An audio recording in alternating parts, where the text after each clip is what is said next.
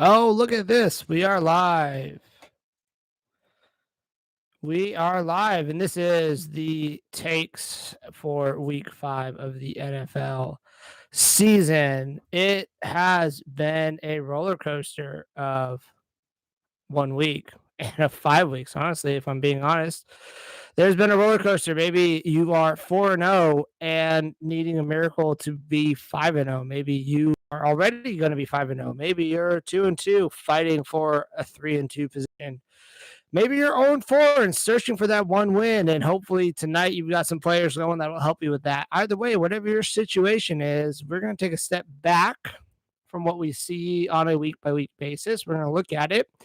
We're going to discuss what has gone on and talk about the roller coaster. And I think roller coaster is a good term for this. I know I am not the first person to discuss football and use roller coasters as what it's like to be a fan or of the NFL or a player in fantasy football. Roller coasters are used quite often, actually. So I'm not taking something new. But I want to take a step back. And, this week as roller coaster for one of my teams, and I'm not going to talk too much about my team here.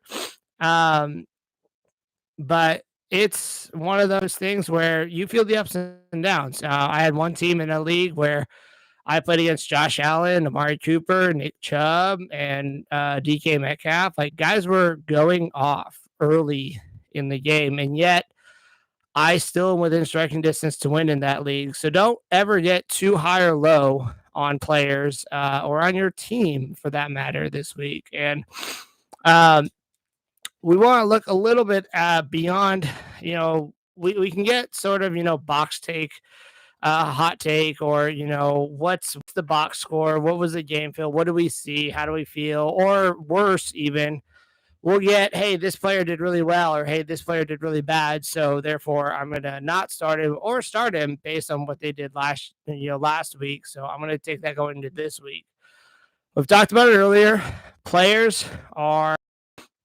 Teams and players are situational. Each week is not different from the last. Each team plays the other teams differently. So while one team start how we've prepped and how we've started to prep things where we don't want just to look at the output of what a player does. Good players are going to get results.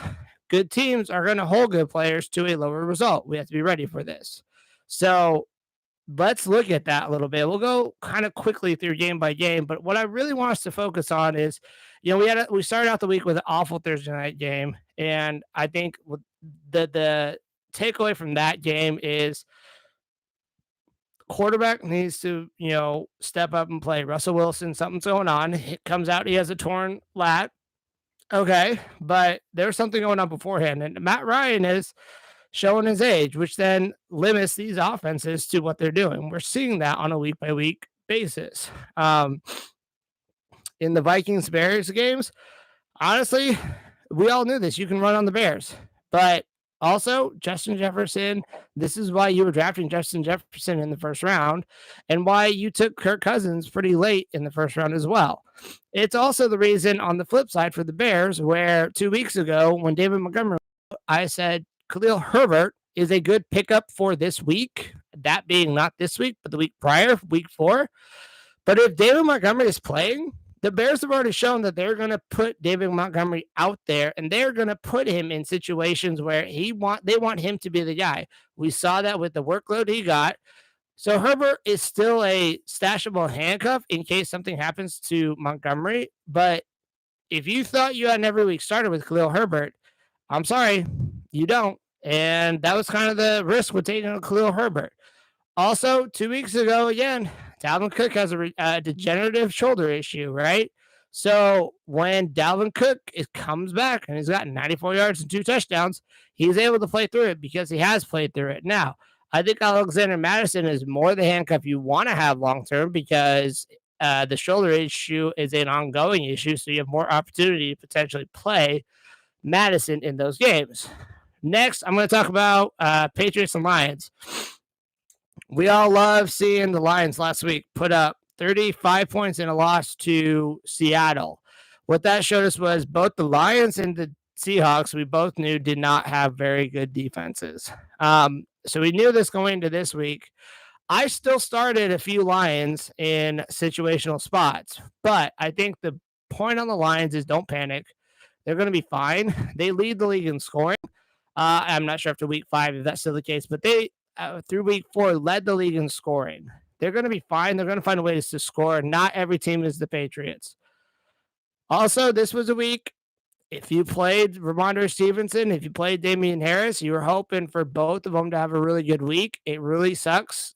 Damian Harris goes down with an injury. We hope he comes back. But if you have Ramondre Stevenson on your team, he's rostered. This might be the takeover that we were looking for when you drafted him. This might be the opportunity you were wanting to have, and he now has that opportunity. So way to go holding on. If you played him, way to play him with confidence and keep that offense, whether it's Mac Jones with his hobbled ankle or if it's Bailey Zappi or Brian Hoyer, that offense is going to run through the running backs. Jacoby Myers is probably the only wide receiver you want out of that group. You don't even want the tight ends. But it's Stevenson, it's Myers. That's probably it. Potentially Damian Harris if he comes back healthy. Giants and Packers. Man, for as little of a talent as the New York Giants have, they look pretty scrappy for a 4-1 team. Also, we knew Aaron Rodgers in the passing game was an issue because they do not have that definitive number 1 wide receiver. I think Daniel Jones would love to have Allen Lazard as his number 1 wide receiver right now. Pretty much half or more of the wide receiver room on the Giants team, they're out. They're injured, but yet they somehow are able to run it through Barkley, play good defense. They get plays what they need. Some teams, they do get lucky. And I'm not saying the Giants at 4-1 are just luck. This is not just luck. There's some talent there, but we'll see. They're going to start coming to some tests. I mean, Dallas is also 4-1 in the same division. And Philadelphia, they're 5-0 in that same division. So this is going to be interesting couple teams and weeks here for them. And so if you have Barkley, you're going to start him every week. He's healthy. You're starting him every week. He is that guy. I'm kind of waiting on the wide receivers when they come back. You can make the argument if a wide receiver is coming off injury, he's healthy, he's there, let's go. You can also make the argument like we've seen and I'll talk about this in the next game, where you say, hey, I want to see it before I play him. And it might bite you in the butt, but, you can't really do a whole lot about it. Next game is Steelers and Bills. This is what I was alluding to earlier. If you had Gabe Davis, you drafted Gabe Davis, you wanted to see it before you started him, you watched it. It happened on your bench. You can't, I don't fault you for that. You can't, if you're averse enough to say, hey, I want that ceiling, I'm going to play it, then you're going to play Gabe Davis if you need that ceiling. If you want the floor, you found something else to play that was a little more steady of a option to be able to go play. So don't shoot yourself too much in the foot of, hey, I didn't play this guy. I should have seen it. It was the Pittsburgh Steelers. This was going to be his game. Well, what if he goes and rolls his ankle the first play and you played him? You're going to say, well, I should have just waited. You're never going to make the right choice. And that's okay. This is why we learn. The process of waiting is fine because next week they get Kansas City. That's a beatable team in the air as well. On the flip side, the Steelers are going to be in for a long haul. They are a good franchise overall over the long haul. They have good ownership. They have stability. Right now, they are paying the sins of holding on to an aging quarterback for too many years. And they should have put Kenny Pickett in to start last week against the Jets, not brought him in halfway. It's going to be a long haul. And if you have Steelers, I roster Steeler or two in some of my leagues. It's going to be a long season. I hope you have different options. You may have drafted or been able to trade enough, to get well enough to be able to ride it out. So hopefully you do. If not, if you're able to trade some of them away, you might want to think about doing that. Again, Steelers, they're not going to be playing the Bills every week. So just because this week happened doesn't mean next week is going to be the exact same way. You have to look at each week kind of individually, and every week kind of puts a puzzle together again. Remember that we're putting something together one data point at a time. We have 5 data points now, or we will on every team have 5 data points after tonight. So 5 data points is not a lot. It's a start though. Chargers and Browns. Both these teams can run on both the other teams. Both the Chargers and the Browns are bad run teams. We saw that Austin Eckler got his boom week. So this was the week you're waiting for. And Chubb and Hunt both had decent weeks there because you can run on it. And the Browns are built to run. So this is what we kind of expected.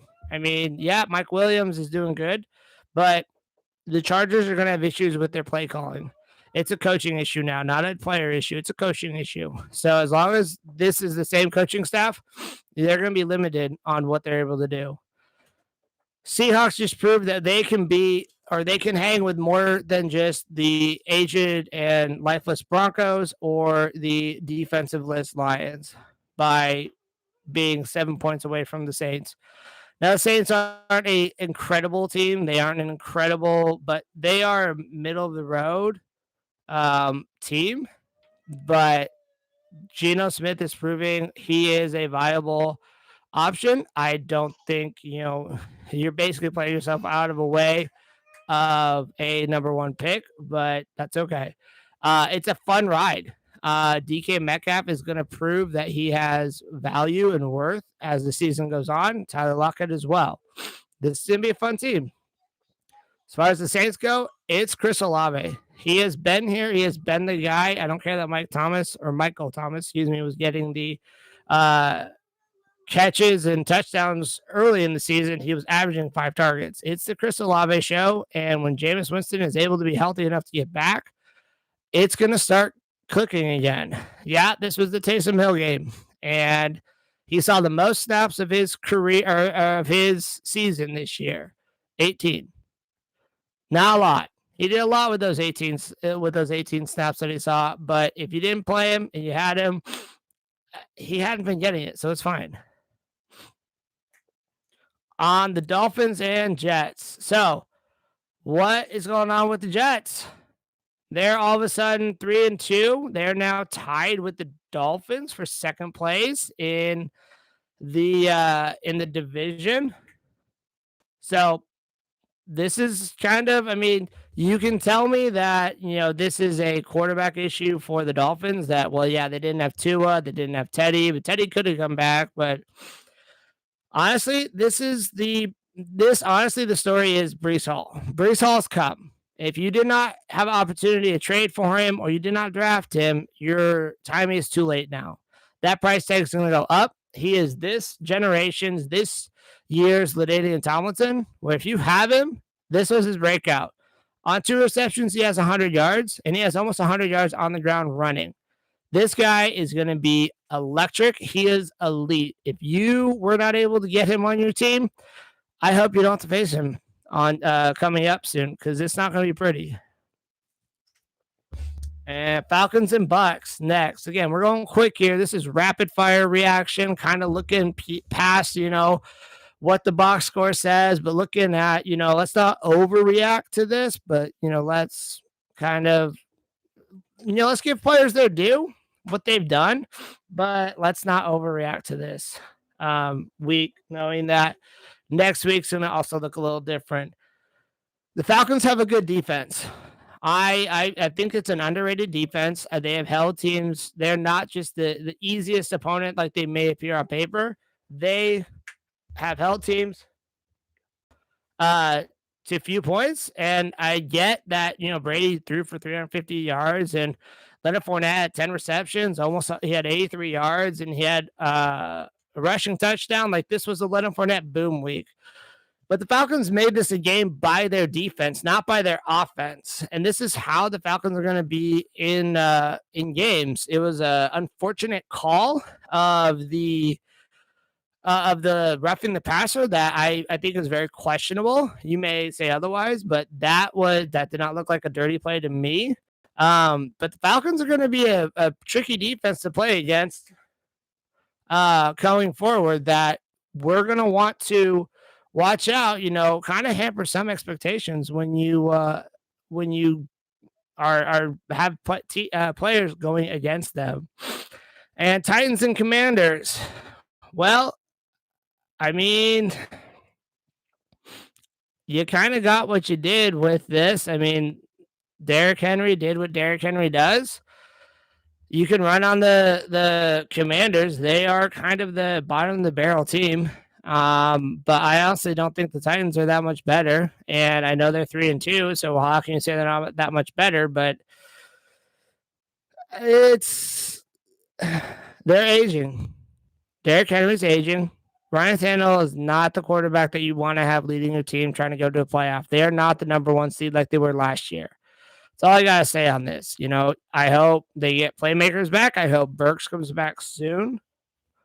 I hope all the best for him, but I think the South is all up for grabs between a declining Titans team, a up and down Jaguars team, a very scrappy Houston team, and who knows what's going on with the Colts. But this is kind of what is an ugly game, but I think the Titans like the ugly games because that's the ones they want to win. Yeah. Anyway, Jaguars had an opportunity here, but you can run on Jacksonville. Dameon Pierce did that. If you have Dameon Pierce, hopefully you've been starting him every week since about week 2 or 3, because this has been his time. Trevor Lawrence is probably not the second coming of Peyton Manning. That's kind of hot takey for some, but he is probably not the second coming of Peyton Manning. I think he's going to be a better version of Kirk Cousins. I think he's got some growing to do, and I think he's showing that he can and he will. He's going to get better. This is a down day for Jaguars fans, but there's hope still. There's hope for this team to do this. Panthers, Niners. Well, Carolina got rid of one of their problems. That coach, Matt Rule, unfortunately was fired. We don't celebrate people losing their jobs, but he was in over his head. That it was not a good situation for Carolina. Second, Baker Mayfield apparently now is also injured. He was also not playing well. The 49ers have one of the best defenses in the league, and this team behind that defense, they don't need Garoppolo to do a whole lot for them like they didn't last year, and they're still winning games going away. Cowboys, Rams. Okay, well, if you're a Cowboy fan, you can feel pretty good about the fact that your team is now 4-1. It has 4 wins with Cooper Rush, your backup quarterback, and you've beaten teams like the Rams, and you've beaten teams like Cincinnati, and you're looking good. I don't think your offense gets better with Dak Prescott coming back. That's a very hot take thing to say. I get it. Dallas is very one-dimensional, and they're showing that when they rush the ball as many times as they did through Ezekiel Elliott, and Tony Pollard still yarded him per rush attempt. That's an issue. And it's going to plague the Cowboys as they play the tougher teams. When they play Philadelphia, when they play a scrappy New York Giants team, this is going to be an issue. It's not going to look this good. And honestly, that game didn't really look that good. If you're a Rams fan, I hope Stafford turns it around, but I think for him to do that, that offensive line has to get better. It starts with the offensive line, and if it doesn't get better, that's what's going to happen. Cardinals, Eagles. I did not think it was going to be that close of a game, personally. I thought the Eagles were going to run away from it. I do not think the Cardinals are that good of a team. They do not have a good defense. Okay. It was kind of an ugly game for Philadelphia, but they came out and won, or Carolina or Arizona came out and just lost the game. I mean, the kicker that lost the game for Kansas City is now on Arizona's team, and he missed the game-tying field goal. Go think about that. The play calling or the execution for Arizona as time's running down, and you are on a third down with 23 seconds left, spiking the ball versus trying one play, that's inexcusable. You got to do better than that. That goes on Kyler Murray. Cliff Kingsbury, while they're 2-3, they're not 1-4. He's close to getting canned himself. And then lastly here, Cincinnati and Baltimore. Honestly, I think I don't know if Baltimore just wants to rest Dobbins. He still had the most carries. He had a pretty good snap share for the game. This is the Ravens team. This is what they want to be. They want to run. They don't want to rely on throwing a lot. They're doing more, but they're getting back to running more. And they want these ugly games. They want these low-scoring games that are defense and running because that is how they're built. They want to drag you in that. If you've got Joe Burrow as your quarterback, you got to live with it and hope that they correct it. They corrected something last year, and it looked fantastic going the rest of the way. That's what brought him him up this year. If not, though, I mean, you kind of either ride with it or you see what you can get. If you want to trade it, you're tired of playing this. Jamar Chase is probably the worst first-round wide receiver pick if he was a first-round wide receiver pick for you, but I get it. I know why. You just didn't draft him to be a 12-point-per-game wide receiver. Things are going to get better. Pittsburgh's not a scary defense. Cleveland's honestly not a scary defense either. I think it will still come down to the Ravens and Bengals for the North, which is not a bad place to be. But so that's kind of the breakdown. Little bit synopsis. It's a quick one. Schedule wise for me, it has to be a little bit quick, but a little quick. I'm not looking at just output. Oh, this guy did this. This guy had this. I don't need to look at the box scores. I'm going off of what I see and what's going to continue. And honestly, next week's going to look different. So your team did awesome this week. It's going to be different next week. I had one team that did amazing last week. Everybody hit. I had a great game. This week, they kind of did but I had players that I knew were going to have tough matchups, and I knew it wasn't going to look like it did last week. There are players you still play even when you have tough games or tough matchups because one might be the best play, or two, there really isn't a better option. So if you have guys like Pittsburgh, let's say, it's okay. It's okay to be frustrated. It's okay to just say, I don't have anybody better to play. But I'm going to still play this player because this is who I have to play. And that's okay.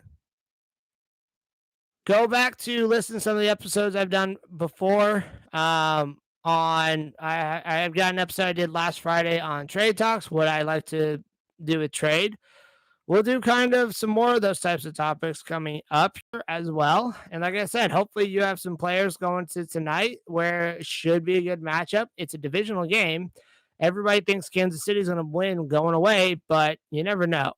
So, but hopefully you need your Monday Night Miracle. Drop that in the chat and look out for the next video coming out. Like our page, subscribe to it, and get notified when we come out with new videos. We'll have a new one coming out tomorrow night on our week 6 waiver wires, who we like to see. And good luck to tonight. If you're winning this week and you've got it sealed up, congrats. If not, we're going to get it next week. Just keep grinding.